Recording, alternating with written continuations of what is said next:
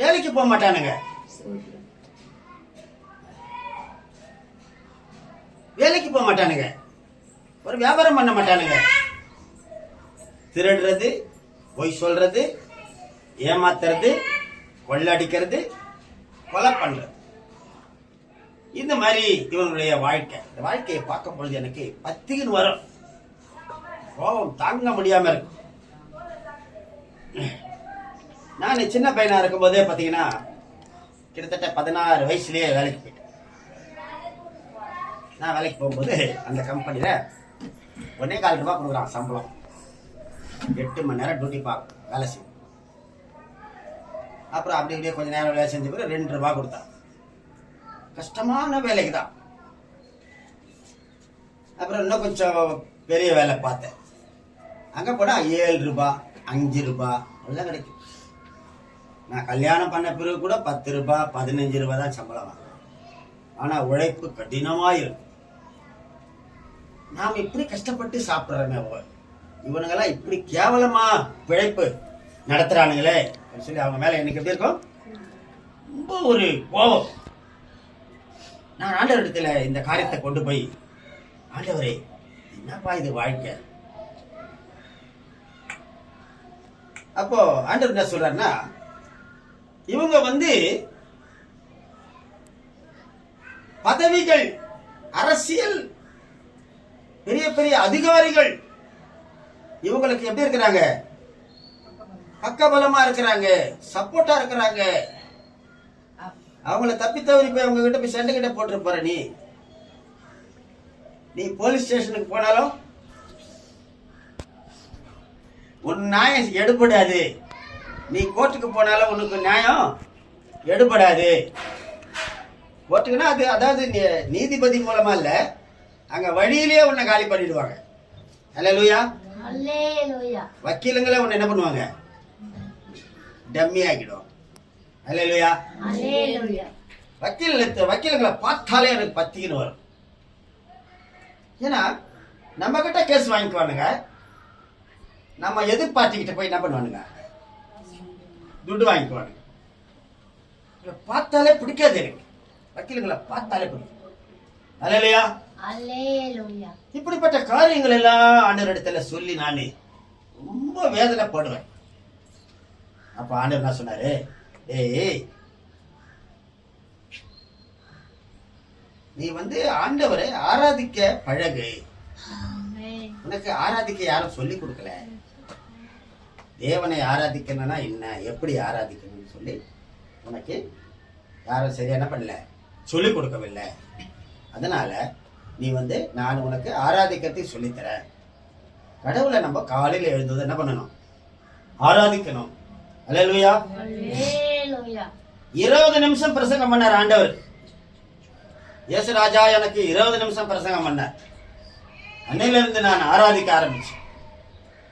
இன்னைக்கு பாருங்க, இந்த சென்னை மாநகரம் முழுவதையும்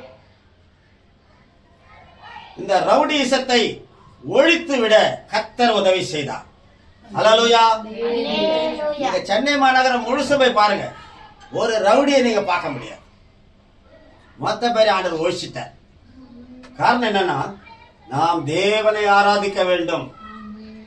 தேவனை ஆராதிக்கிற ஒரு மனுஷனால இந்த சென்னை மாநகரமே சமாதானமான ஜீவனம் பண்றாங்கன்னா, இன்னைக்கு பல செய்திகள் வருது. மேற்கு வங்காளத்திலிருந்து வருது, டெல்லியில இருந்து வரும் செய்திகள் வருது, குஜராத் மாநிலத்திலிருந்து செய்தி வருது, மகாராஷ்டிரா மாநிலம் பாம்பே சிட்டியில இருந்து ஒரு சில செய்திகள் வருகிறது. அது எப்படி வருதுன்னா, மனித உரிமையை அவங்க என்ன பண்றாங்க, மனித உரிமையை அழிக்கிறாங்க. பெண்களுக்கு பாதுகாப்பு இல்ல. அல்லேலூயா. பெண்களுக்கு பாதுகாப்பு இல்ல. பெண்கள் கூட்டம் கூட்டமாய் கொலை செய்யப்படுகிறார்கள். அப்ப அங்க போலீஸ் எல்லாம் இல்லையா? நான் கேட்பேன், கேள்வி கேட்பேன். அதுக்கு ஆள் சொல்லுவாரு, அவங்க எல்லாரும் சேர்ந்துதான்ப்பா இந்த வேலையை பாக்குறாங்க. போலீஸ் டிபார்ட்மெண்ட், பாம்பேல, கல்கட்டாவில் பெண்களுக்கு விரோதமான தீமைகள் அதிகரிச்சு கொண்டே இருக்கிறது. அதுவும் துபாய் போன்ற நாடுகள், முஸ்லிம் நாடுகள்ல, குறிப்பா எல்லா முஸ்லிம் நாடுகளிலும் பெண்களுக்கு விரோதமான காரியங்கள் பயங்கரமா நடந்து கொண்டிருக்கிறது. அவங்களுக்கு உரிமை இல்லை, படிக்கிறதுக்கு கூட உரிமை கிடையாது, அவங்க வேலை செய்யறதுக்கு உரிமை கிடையாது.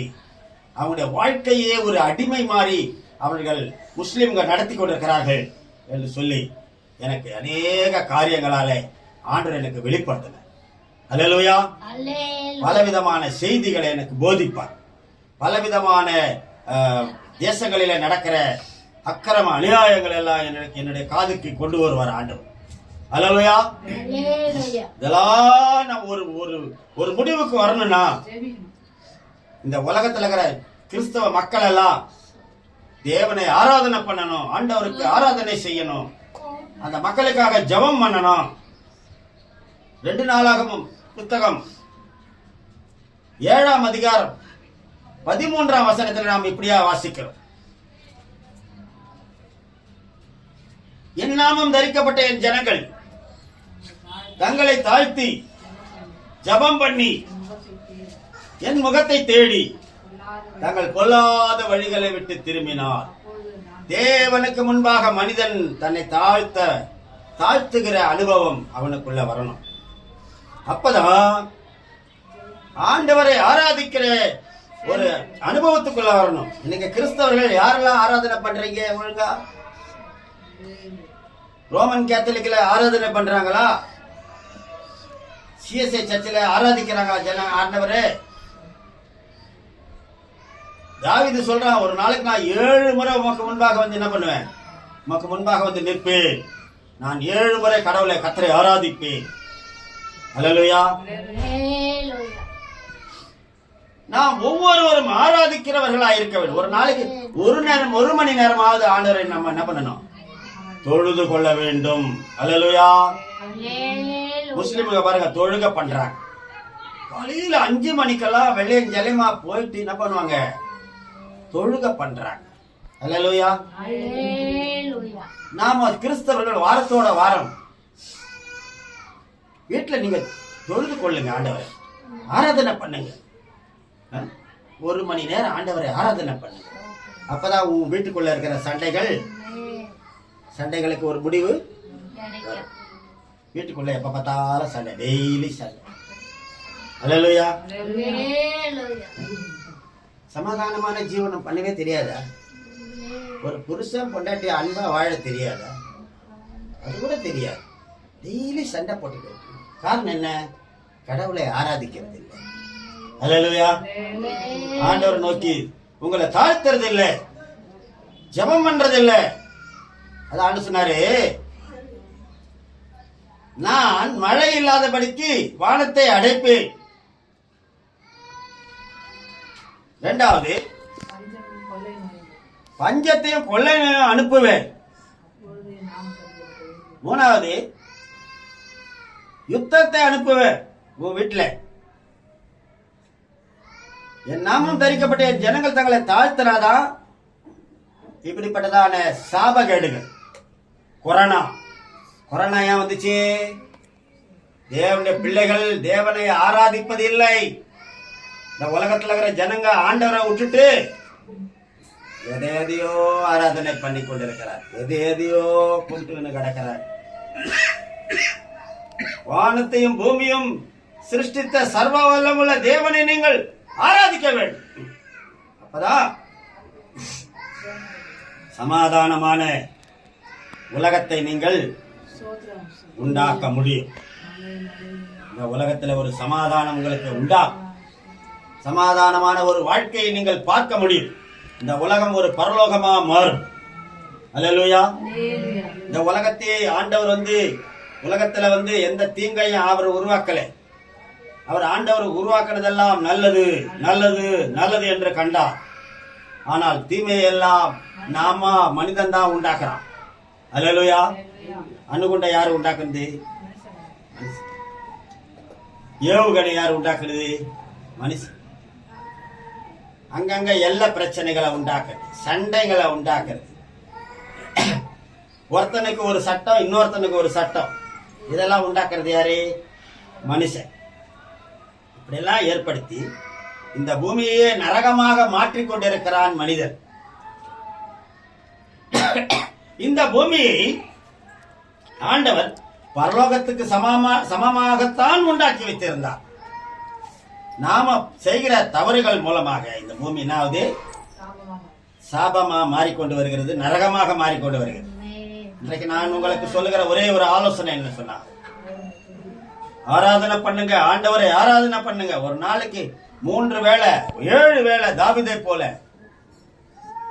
நீங்கள் தேவனை ஆராதனை பண்ணுங்க. நீங்கள் ஆராதிக்க ஆராதிக்க ஆராதிக்க ஆண்டவரை தொழுது கொள்ள கர்த்தநாமத்தை துதிக்க துதிக்க துதிக்க இந்த பூமி பரலோகமாக மாறிவிடும். இந்த பூமி சொர்க்கமாய் மாறிவிடும். சமாதானமான ஒரு ஜீவனம் உனக்கு கிடைக்கும்.